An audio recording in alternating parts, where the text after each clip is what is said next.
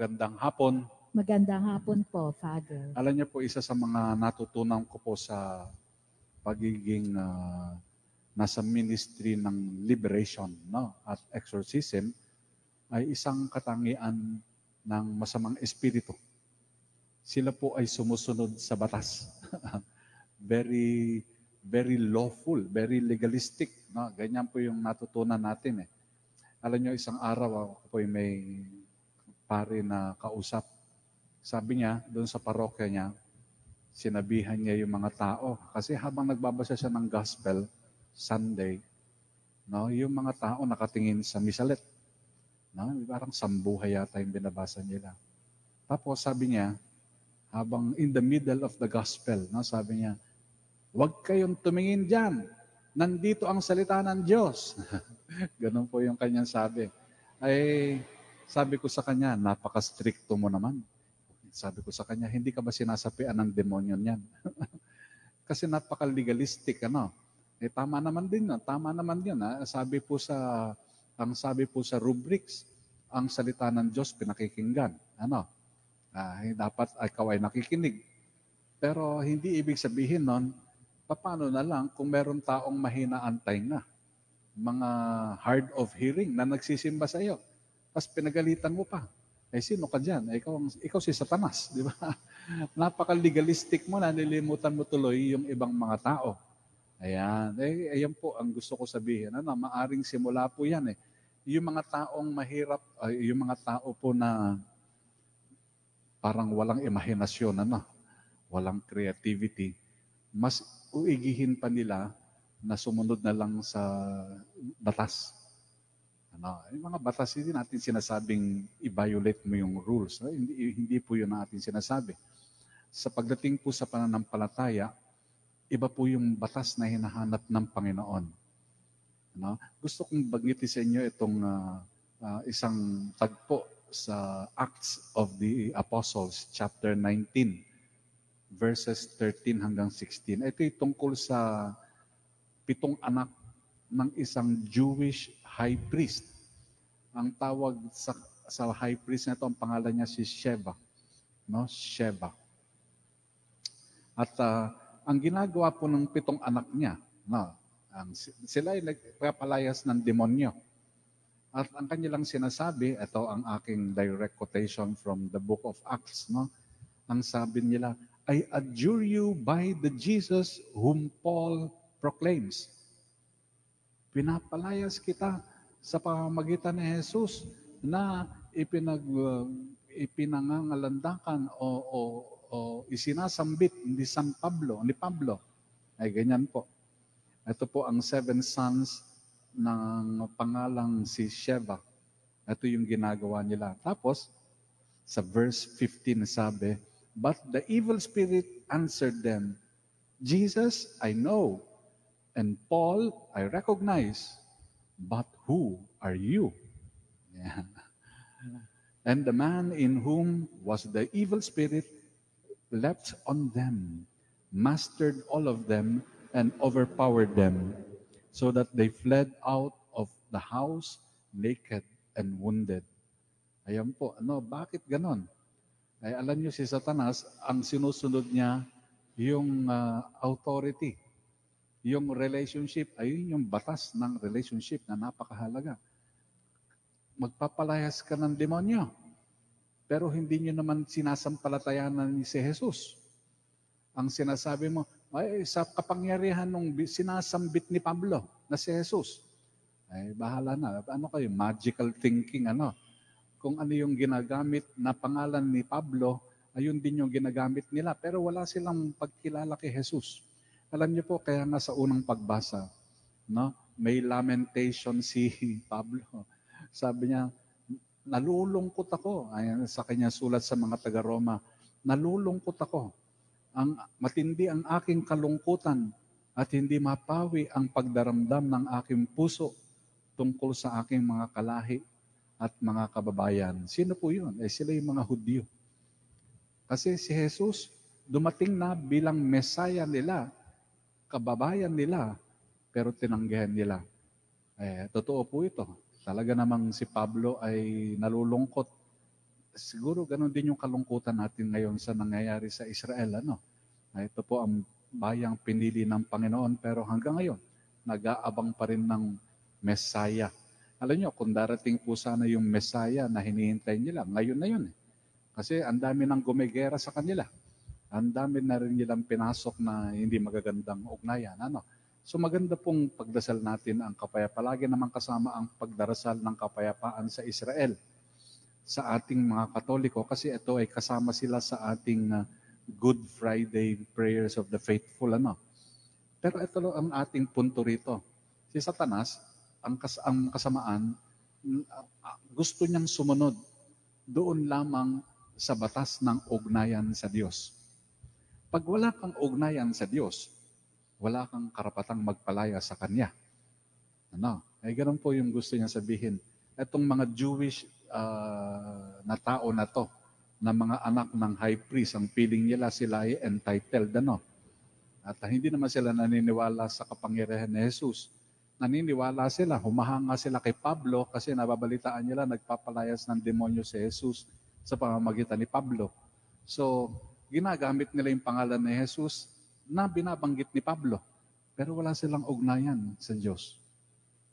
Ang nangyari, they were mangled. Sugatan, overpowered by this evil spirit. Kaya they fled out of that house naked and wounded. Ang pambira, Alam niyo po, naging kultura ng mga Catholic charismatic, pati ng ilang mga Katolikong mga Protestante, na pagka merong pong deliverance, nagpapalayas ng demonyo. Sinasabi, maski tayo po mga Pinoy, di ba? Ulit-ulit ko nang sinasabi ito, meron tayong mga pamahiin. Sinasabi ni Lola, pagka dadaan ka dyan sa likuran, magtabi-tabi po ka. Again, pakikipag-usap sa kasamaan, sa demonyo. Pag kinausap mo si Satanas, wala ka namang authority, gusto niya yan. Kasi ang feeling niya, close friends kayo. Kinakausap mo siya. Matagal nang pinagbawal ng Diyos yan . Huwag mong kausapin ang demonyo. Ayan po ang kasalanan ni Eva. Kinausap niya yung siguro namangha siya. Etong ahas na ito nagsasalita. Makausap nga. Ano kaya alam nito? Of course, naengganyo din siyang makipag-usap kasi nagsimula ang dialogue ang demonyo sa pamamagitan ng kasinungalingan. Kung may kasinungalingan na sasabihin sa iyo, siyempre gusto mong i-correct yung kasinungalingan. Wag po tayong magpadala dyan. Meron tayong virtue ng truthfulness. Wag mo kausapin ng demonyo sa kanyang kasinungalingan. Kuminsan ganyan po, merong magkakalat ng uy, totoo ba yung balita ko? Bagamat may asawa ka na, meron ka daw, kulasisi. Alam mong kasinungalingan yun, Ngayon, gusto mo i-correct yun. Gusto mo malaman sino may sabi niya. So, ginawa mo, kinausap mo na siya. Gusto lang makipag-usap sa inyo yan . Ayan, huwag kayong magpadala. Ganyan po ang kasamaan, ang demonyo. Ang problema nito, siya po ay mandilin lang. Liar. Alam niyo po sa ating pong prayers ng mga Tagalog, gumawa po ako ng aklat na mga panalangin para magpalayas ng demonyo. Ayan po, may available tayo niyan dito sa parokya, dyan sa ating opisina. Yung volume 2 nandyan po. Mapapansin niyo yung mga panalangin dyan, palagi kong binabanggit, Panginoong Jesus, aking Panginoon at Diyos ko. Importante po yun, my Lord and my God. Bakit kailangan banggitin yung my God? Kasi po, legalistic nga ang demonyo. Kung ang iyong tinutulungan na mapalayas na demonyo ay isang tao na Pilipino, pagka sinabi mo lang, my Lord, Panginoong Jesus, palayasin mo po ang demonyong ito, hindi makikinig sa iyo. Bakit? Kasi may mga Pilipino na tinutawag si Jesus na Panginoon, Lord, pero hindi naman sa Diyos. Hindi ba? Alam niya na po yan. Meron pong Philippine brand ng religion na ganyan ang paniniwala. Si Jesus, nasa ang pangalan pa nga ni Kristo, nasa kanilang simbahan. Pero hindi siya Diyos . Panginoon lang siya, Lord. Parang Panginoong may lupa. Hindi porke tinawag na Lord ay Diyos na siya sa isip ng mga taong ito. Kaya kailangan, kuminsan ang tagal ng prayer namin, Panginoong Jesus, palayasin mo, ang tagal, ayaw umalis. Bakit? Namimiloso po si Satanas legalistic siya. By the rule. So kailangan maniwala ka muna na itong tinatawag mo ay Diyos. Kaya mahalaga po yun. Sa ating pong sinasabing legalism, ang hinahanap ng Panginoon na batas at ng demonyo ay yung batas ng ugnayan mo sa Diyos. Kahit ano pang lengguwahe ang gamitin mo magpalaya sa masamang espiritu, kung ikaw ay walang relationship sa Diyos, sorry. No? You are going to flee your temple naked and wounded. Pambihira po yan. So napakahalaga po sa ngayon Biyernes, napakahalaga na pwede ba bantayan mo yung ugnayan mo sa Diyos? Ayan lang yung batas na recognize ng demonyo Diyan lang siya takot Sa relationship mo, your personal loving relationship with God. Kapag communion ka, wala ka namang personal loving relationship with God, ano akala mo dyan? Magic? Na saswertehin ka pag nagkomunyon ka? Meron po mga Katoliko darating sa simbahan, nagsimula na yung misa late. Tapos makikita mo, nagko-komunyon. Teka muna, anong akala mo dito?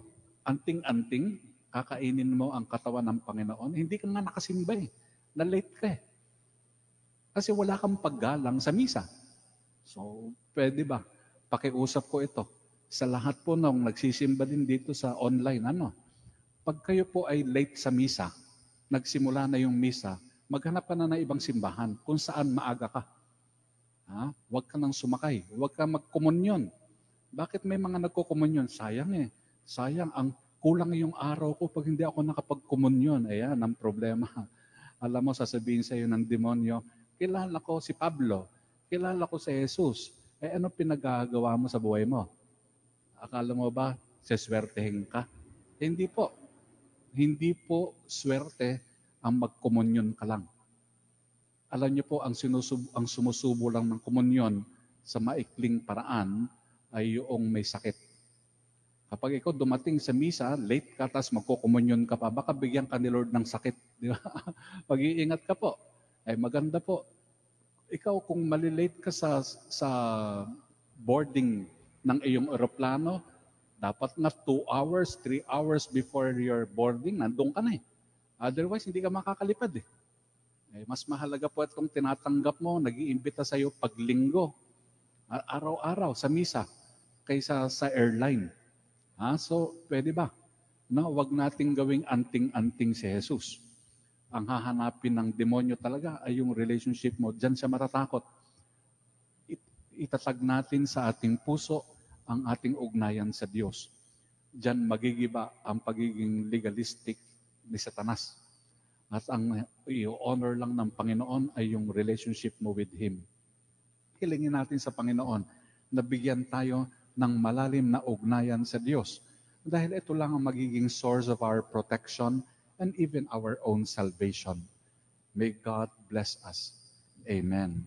Magsitayo